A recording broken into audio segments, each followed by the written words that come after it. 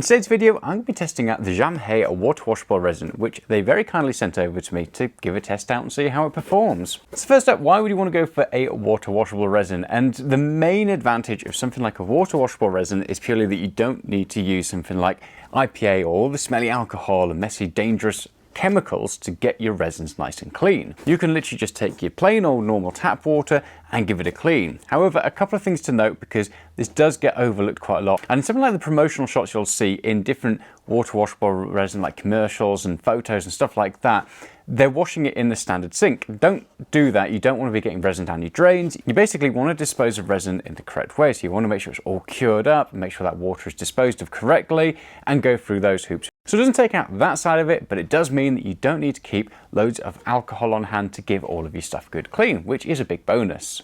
So first up, let's have a look at the quality. And I've got to say, this, in my opinion, slightly edges out the JamgHe ABS-like resin that I tend to go to. And that's obviously in terms of visual quality. So things are ever so slightly sharper. I can see just a tiny little bit more detail when I'm really looking for it. If I wasn't looking for it, it'd be very, very hard to tell. Now, if this came off my printer, I wouldn't be looking and going, oh my God, these are so much better than what I'm normally used to. So I would say the quality is very good. It's alongside what I would normally print with and what I'm normally very, very happy with. One nice thing about this is with all of my prints, I always try to print this bust. Now, it's not the best when it comes to being pre-supported. So with the vast majority of the resins that I've tested, this tends to fail, especially when it comes to flexible resins, because there's more suction and they tend to break off the supports a lot easier. This resin printed very nicely. So when it comes to like an out of the bottle beginner experience, if you haven't really dialed in your settings on your printer, for example, this resin is actually really good. It just kind of performs pretty much straight out. One thing that I did notice when I poured it, and again, this is purely anecdotal, is it's very, very, very runny. Like, it's in a really good consistency, even at a colder temperature. With the vast majority of resins I've tested, I always need to make sure I've got my heater running to get them to that consistency. But out of the bottle, even at a lower temperature, this stuff is very runny, which makes it very easy to print with, even on something like the JamgHe Saturn II that I used to test this with. This print came off really nicely. It's one of the only resins that's actually managed to print it with the rather awkward supports that it comes with, so I guess that's a big bonus. So visual quality all looks good, everything's sharp, everything looks great, there's nothing to complain about there. But obviously, to be able to wash it in water and have all of these other advantages, it's got to have some trade-offs, right? And it absolutely does. And that's where we come on to the durability of this stuff, or lack thereof. So with all of my resin drop tests, I print off 15 of these demons by one-page rules. And the reason I go for these is they've got loads of little fiddly bits that stick off of the edge of them. I drop 5 from a low height, 5 from a medium height, and 5 from the top height as well, just to kind of simulate different places you might drop them from if they're on your display, for example, or if they're on a gaming table. The aim is to see how many of them make it out alive. Now, to put it in context, my JamgHe ABS-like resin, I had 10 that survived the total drop test, and with the water washable resin, I had 7 of these survive. Now, I'll have all of the heights and everything dropped down below, and I'll also have a chart on my website that has a list of all the blind tests in terms of the visual quality, and also a league for all the durability quality as well. So if you want to see that, that's all over there. Now, in terms of that low height, 4 of them survived, so 4 out of 5.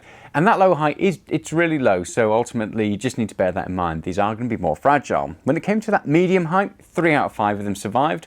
And on that top height, 0 out of 5 of them survived. So all 5 of them did break when it came to dropping them from the highest height that I had. In my experience, this is to be expected when it comes to water washable resin. It's the one reason that I'm not a massive fan of it personally, but that's because I print off lots of miniatures. However, it does have its use cases, and there's a reason why you might want to buy this resin versus other types of resin out there. So it's not the most durable, but you kind of expect that going in. It's not advertised as being a durable, flexible ABS-like resin, so just bear that in mind. Now, the reasons you might use something like this is A, you're trying to dial in your settings and you want something that's going to be reliable and just easy to print with. And this is it, managed to print off this, which pretty much none of my other resins do. And if you are printing off larger things, so again, like busts, for example, and you want good quality, decent value for money, and you don't want to have to go through all the hassle of having lots of alcohol in to clean it up with, then this again is something to go for. So for example, if I were printing off lots of resin terrain for my battlefields and stuff like that, I would probably go for a water washable resin. And the reason being is I don't want to be using up loads of alcohol to dunk all of those bits into, because then obviously all the resin mess is getting into there and you have to change out your alcohol a lot more frequently. For miniatures, it's fine using alcohol because I don't have to change it that often. But if I'm printing off a very big print, so if it's a large, I don't know, monster, for example, or if I wanted to do resin terrain, then water washable resin is really, really handy.